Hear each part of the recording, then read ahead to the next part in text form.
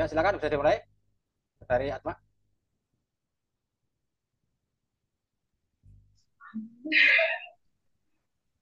Baik, Bismillahirrahmanirrahim. Assalamualaikum warahmatullahi wabarakatuh. Salam. Selamat siang, Pak Yudi, selaku Kaprodi. Dan selamat siang juga teman-teman. Hari ini saya akan presentasi seminar proposal saya dengan judul pemanfaatan monumen Kresek Madiun di SMAN 1 Wungu sebagai sumber belajar sejarah Indonesia. Nah, slide-nya terganti atau tidak, guys? Sudah?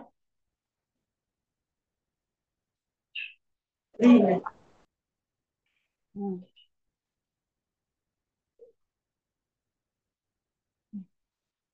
Untuk pendahuluannya atau latar belakangnya, pentingnya sejarah dalam pendidikan sejarah adalah salah satu pilar penting dalam pendidikan. Membantu siswa untuk dapat memahami perkembangan bangsa dan dunia. Uh, untuk judul saya sendiri adalah Monumen Klasik ini merupakan situs bersejarah yang berfungsi untuk mengenang peristiwa penting dalam sejarah Indonesia, yaitu pemberontakan PKI di Kota Madiun di tahun 1948. Untuk potensinya, pemanfaatan situs bersejarah dalam pembelajaran dapat meningkatkan minat dan pemahaman siswa terhadap materi sejarah.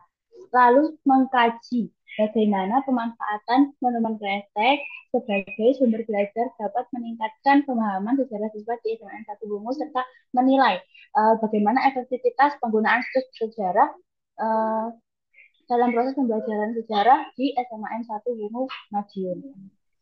Nah, untuk rumusan masalahnya ada tiga, yaitu bagaimana sejarah perkembangan monumen Kresek di Kecamatan Wungu. Yang kedua, potensi apa pada monumen Kresek sebagai sumber pembelajaran sejarah Indonesia di Kecamatan Wungu Madiun. Yang ketiga, bagaimana pemanfaatan monumen Kresek sebagai sumber pembelajaran sejarah Indonesia bagi SMAN 1 Wungu Madiun.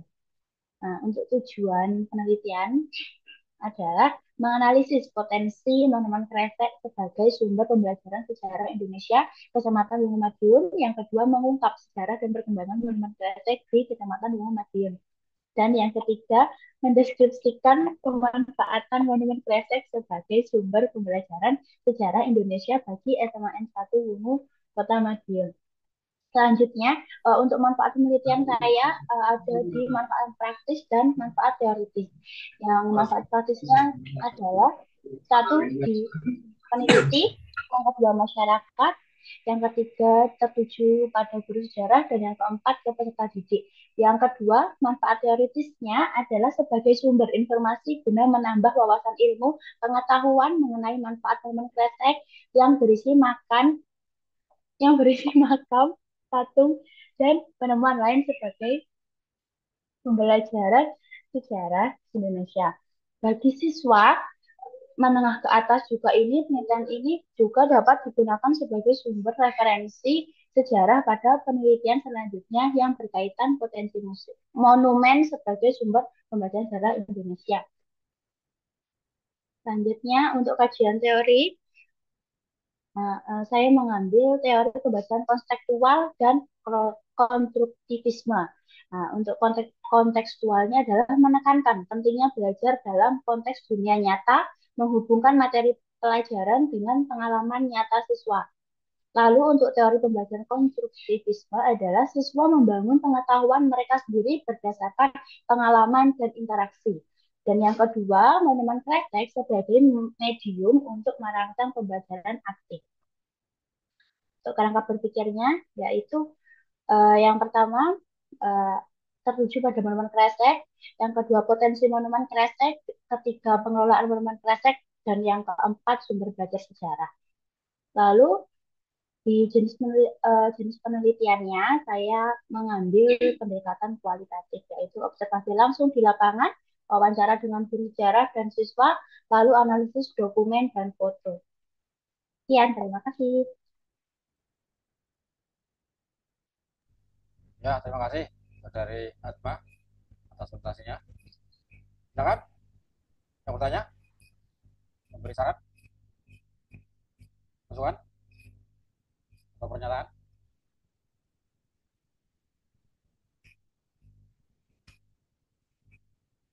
Ya baiklah, pertanyaan dari saya Pak ya, ini tentang pemanfaatan monumen Gresik ya sebagai sumber pembelajaran sejarah ya. Jadi bagi kita sudah tidak asing lagi ya monumen Gresik ya, karena kita juga sudah sering ya melakukan kegiatan penelitian di sana dan juga pengabdian masyarakat. Dan itu memang apa jadi salah satu tempat ya yang sering menjadi bahan kajian dan pengabdian masyarakat. Artinya itu memang sudah di oleh program studi diproyekkan sebagai semacam desa wisata ya, atau desa wisata binaan dari prodi sejarah ya. Artinya ya bukan membina sih, kita bekerja sama ya, saling belajar ya antara pengelola monumen Gresik dengan kita berbicara ya. Sehingga dengan materi ini sekarang bisa akan semakin memperkuat kerjasama ya dan memperkuat apa bahan kajiannya ya, karena selama ini kita uh, baru pada ranah pembelajaran di perguruan tinggi. Kita sudah menghasilkan sebuah model sebenarnya, model apa kerja ya untuk magang yang bisa diterapkan ya di monumen Gresik ini. Yang lebih apa yang berbeda dari plat ini adalah bahwa ini digunakan untuk istilah SMA dan uh, apa sekolah yang dipilih adalah SMA Negeri Bungu. Nah, ini menjadi pertanyaan bagi saya, mengapa yang dipilih adalah SMA Negeri Bungu? Ya silakan bisa dijawab.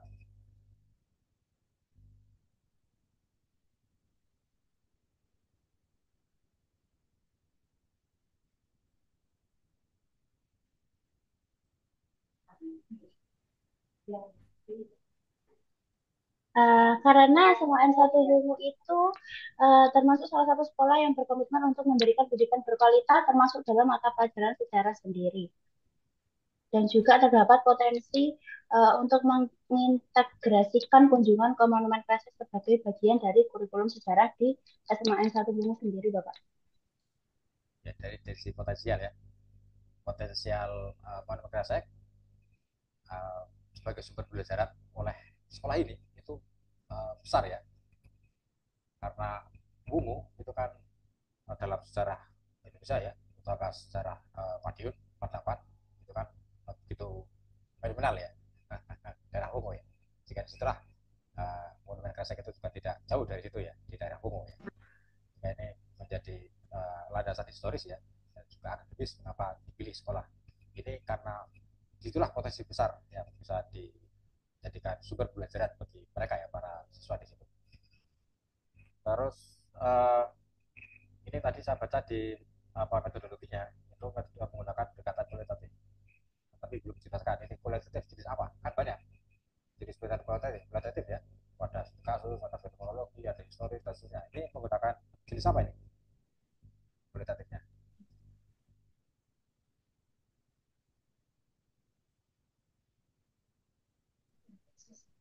Iya, Bapak, untuk data yang saya ambil adalah metode kualitatif deskriptif. Belum jelas. Ya, jadi jenis penelitian bagaimana nih, penelitian kualitatif deskriptif, penjelasannya bagaimana?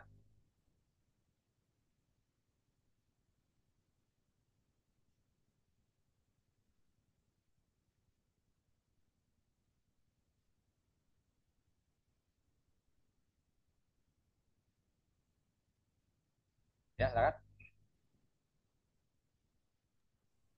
Untuk penelitian kualitatif deskriptif adalah pendekatan yang digunakan untuk sebentar untuk menggambarkan fenomena atau kejadian secara rinci dan mendalam berdasarkan data non numerik.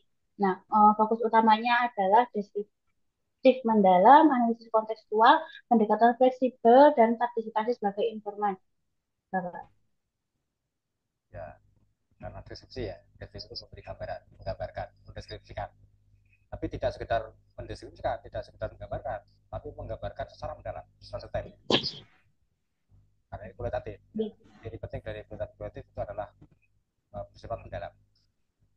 Jika seorang peneliti kualitatif itu harus berani dia melakukan kajian secara detail, secara mendalam ya.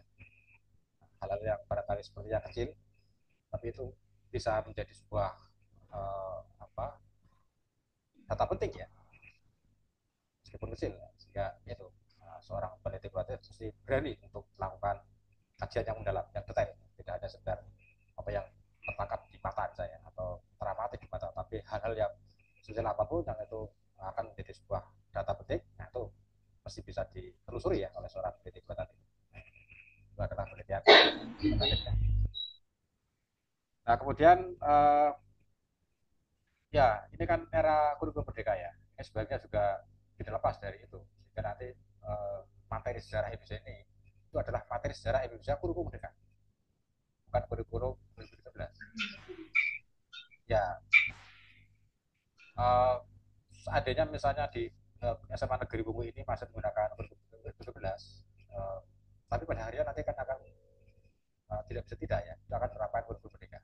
Jika ini akan lebih baik lagi seandainya judulnya ya itu di situ ada variabel kurikulum merdeka.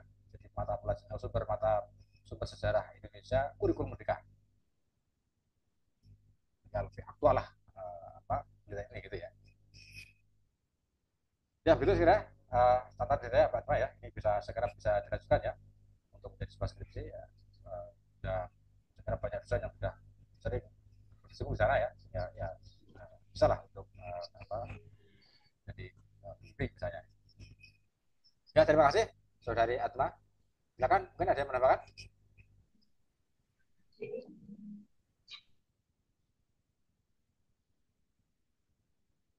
Cukup? Ya, kalau cukup bisa diakhiri. Baik, terima kasih. Saya tutup, mohon maaf jika saya ada salahnya dalam presentasi. Wassalamualaikum warahmatullahi wabarakatuh. Waalaikumsalam. Ya silakan berikutnya yang sudah siap. Dari Putri Septiadi ini sudah hadir ya. Silakan.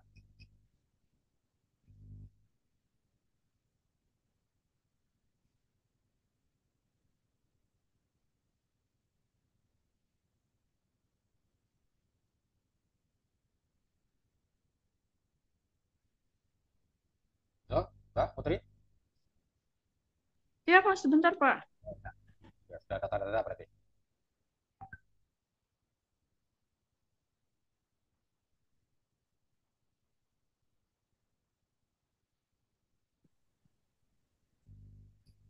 Baik, akan saya mulai.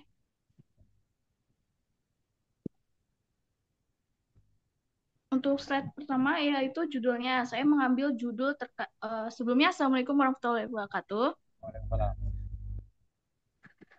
Baik, di sini saya akan mempresentasikan terkait penelitian saya tentang partisipasi masyarakat dalam pelestarian cagar budaya Rumah Kapiten Cina di Madiun pada tahun 2020 sampai 2023. Baik, slide berikutnya.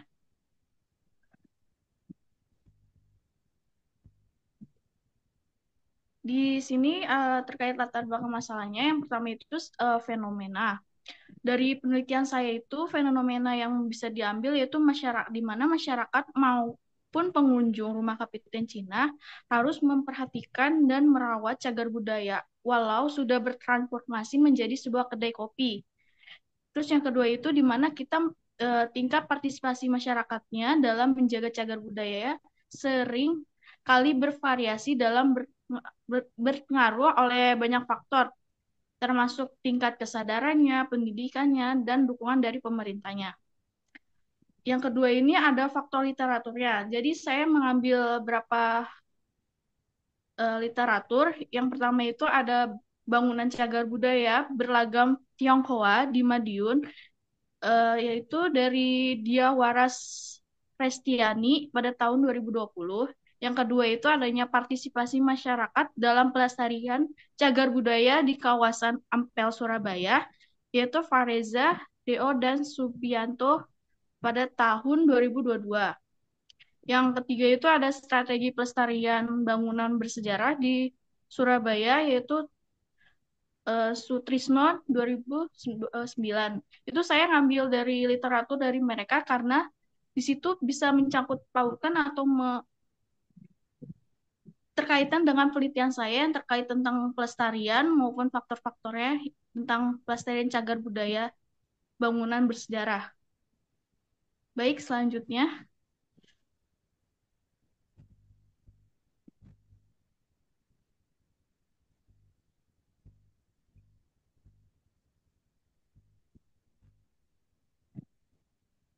Selanjutnya situ ada gap dan novelty, di mana gap penelitian saya itu meskipun telah ada studi tentang partisipasi masyarakat dalam pelestarian cagar budaya di berbagai wilayah, masih ada kebutuhan untuk mengeksplorasi secara khusus mengenai rumah Kapiten Cina Madiun yang telah mengalami transformasi menjadi kedai kopi. Novelty-nya yaitu di mana penelitian ini akan menawarkan spesifik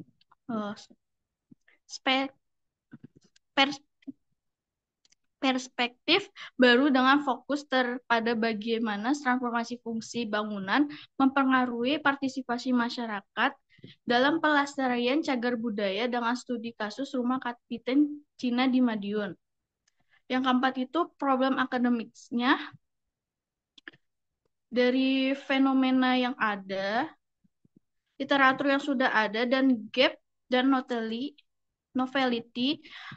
Masalah yang muncul adalah bagaimana meningkatkan tingkat partisipasi masyarakat dan pelestarian cagar budaya, khususnya dalam konteks transformasi fungsi bangunan bersejarah seperti rumah Kapiten Cina di Madiun. Baik, berikutnya.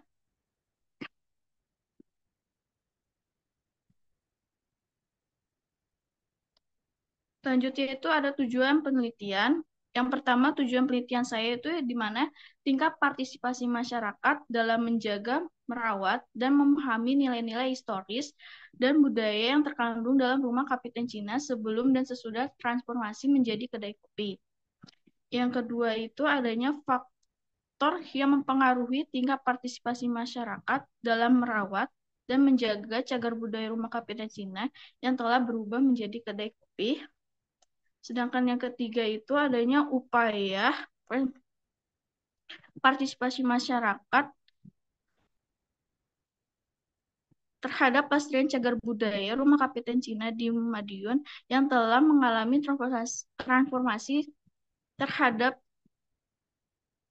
keberlanjutan warisan budaya dan pengembangan di sekitar pariwisata lokal. Baik, selanjutnya.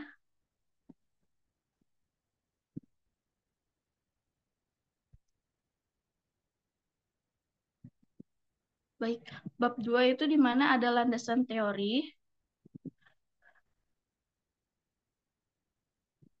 Di mana yang pertama itu di sini ada asumsi menurut para ahli, menurut Soegarda Purbakaja, partisipasi masyarakat dalam pelestarian cagar budaya merupakan bagian dari proses demokrasi di mana masyarakat terlibat dalam pengambilan keputusan terkait dengan warisan budaya mereka. Yang kedua itu adanya hubungan dengan penelitian, di mana teori ini relevan untuk memahami bagaimana masyarakat terlibat dalam menjaga dan merawat cagar budaya, terutama dalam konteks transformasi fungsi bangunan. Baik, berikutnya. Yang ketiga itu dukungan dari teori ini akan mendukung analisis terhadap tingkat partisipasi masyarakat dalam kasus rumah Kapiten Cina di Madiun. Berikutnya. Baik, berikutnya itu di sini judulnya itu terkait partisipasi masyarakat dalam pelestarian cagar budaya rumah Kapiten Cina di Madiun. Problemnya itu rendahnya tingkat partisipasi masyarakat dalam merawat dan menjaga cagar budaya yang telah mengalami transformasi. Tujuan penelitiannya menganalisis dan mengidentifikasi faktor-faktor yang mempengaruhi partisipasi masyarakat dalam pelestarian cagar budaya. Teorinya itu adalah partisipasi masyarakat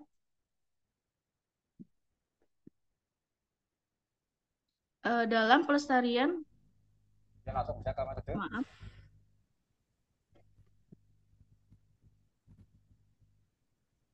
dalam pelestarian cagar budaya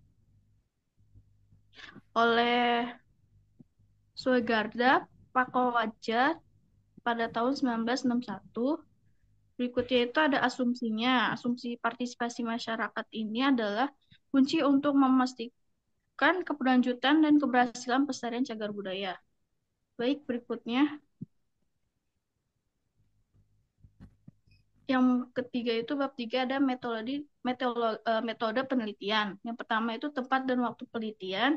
Di sini saya ngambil tempat penelitiannya itu di Rumah Kapiten Cina yang terletak di Jalan Kolonial Mahadi nomor 27, Nambangan Lor, Kecamatan Mangunharjo, Kecamatan Madiun, Jawa Timur. Narasumbernya itu saya mengambil masyarakat setempat, karyawan kedai kopi, dan pengunjung. Baik, selanjutnya. Yang ketiga itu pengumpulan data saya. Di sini saya melakukan wawancara, dokumentasi, dan observasi. Sumber datanya itu data primernya itu dari hasil wawancara dan observasi, data sekundernya itu dari artikel tentang partisipasi dalam pelestarian cagar budaya, faktor dan upaya yang maupun jenisnya. Baik, berikutnya.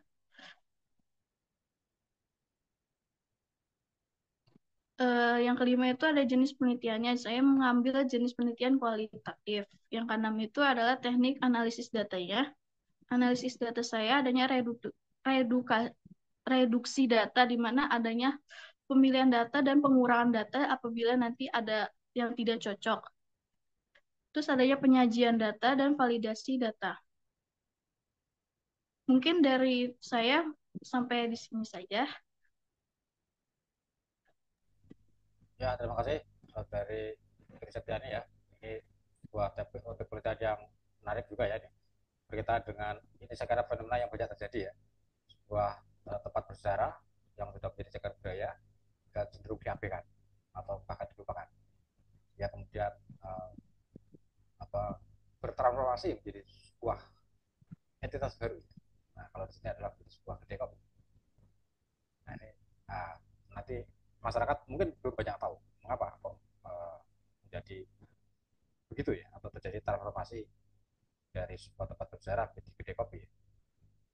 Dan itu akan berpengaruh terhadap partisipasi masyarakat. Masyarakat akan bagaimana dengan adanya transformasi itu? Apakah semakin tertarik dan mulai melirik lagi ya sisi sejarahnya, atau bisa jadi biasa saja, artinya hanya lebih tertarik kepada hasil transformasinya ya, sementara faktor historisnya ya banyak tidak dilirik ya. Itu banyak terjadi di berbagai tempat ya, seperti di Gresik juga begitu ya. Di Gresik itu sekitarnya itu banyak sekali ya agrowisata. Agrowisata yang paling dikenal itu durian ya, durian, lengkeng, dan sebagainya ya. Itu banyak sekali ya. Sampai-sampai produk-produk agrowisata itu untuk menarik pengunjung agar mau kembali uh, apa, mengunjungi Monumen Kresek itu dijual di sekitar Monumen Kresek hasil agronya itu. Nah, ini kan menarik ya. Jika partisipasi masyarakat akan kembali ya terdorong ya, karena ada sebuah produk lain ya di sekitar tempat bersejarah. Nah, apakah di tempat itu juga akan seperti itu ya? Nah, ini juga penting bagi masyarakat untuk mengetahuinya ya. Sehingga saya kira dari segi topik ini penelitian yang menarik ya. Kemudian tadi uh, untuk mengumpulkan data penelitian ini sudah disebutkan sih beberapa narasumber tadi ya, atau informan ya. Ya kalau penelitian kualitatif sebenarnya yang lebih tepat adalah informan. Ya, informan. Orang kita wawancara. Itu ada beberapa pihak tadi ya, ada masyarakat sekitar, ada pegawai kedai kopi, ada apa lagi ya? Apa lagi ya? Pengunjungnya, Pak. Itu. Nah, dari sisi pengelolanya apa tadi? Ada ya? Maksudnya ini masih justru yang lebih penting ini dulu ya dari pengelola ya. Ada ya? Pengelolanya belum sih, Pak. Mungkin masih dari kayak pegawainya gitu, Pak. Oh, ya. Pegawainya barangkali pengetahuannya tentang apa tempat ini kan terbatas ya, kan dia hanya tugas ya. Nah, ini sekarang nanti pengelolanya ya, mengelola kedai kopi ini. Kenapa? Nanti akan banyak, justru inilah menjadi informan kuncinya ya, mengelola. Nah, dari mulai ini nanti bisa kita mencari sumber informasi lain ya, yang sebagai format punya ya, yang penting menjadi informan kunci atau keinforman juru pengelola ini, karena dia ya, pihak inilah ya yang barangkali punya inisiasi ya untuk melakukan transformasi dari sebuah tempat bersejarah menjadi kedai kopi. Jadi nanti saya kira perlu tambahkan banyak ini ya untuk informannya ya. Nah, ya informan kunci lah. Itu salah dari saya. Kemudian untuk tata tulis ini saya lihat di naskahnya uh, belum ya, belum dua spasi ya. Jadi nanti diperbaiki itu dua spasi. Kemudian sumber pusaka ini saya lihat masih sedikit sekali ya, fungsinya di dalam pusaka saya lihat masih baru beberapa ya. Jadi nanti perlu diperkuat dengan di kajian pusaka ya, dengan mengutip sumber ya, atau menjadi mencari referensi yang lebih bervariasi ya, beragam ya, juga akan memperkuat kajian teorinya. Itu sekira yang perlu ditambahkan untuk naskah ya. Dan secara umum ini ya, sekali lagi ini topik menarik ya, bisa dilanjutkan ya, karena menjadi sebuah skripsi ya, dengan tentu ya masih perlu banyak diperbaiki ya untuk naskahnya ya, terutama pustaka ini. Itu Mbak dari saya. Silakan, ada yang menambahkan?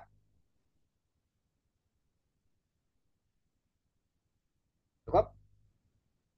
Baiklah, bisa ditutup Mbak. Baik, untuk presentasi pada hari ini, kurang lebihnya mohon maaf. Assalamualaikum warahmatullahi wabarakatuh. Waalaikumsalam. Ya, baiklah, untuk peserta berikutnya Elsa belum muncul ya.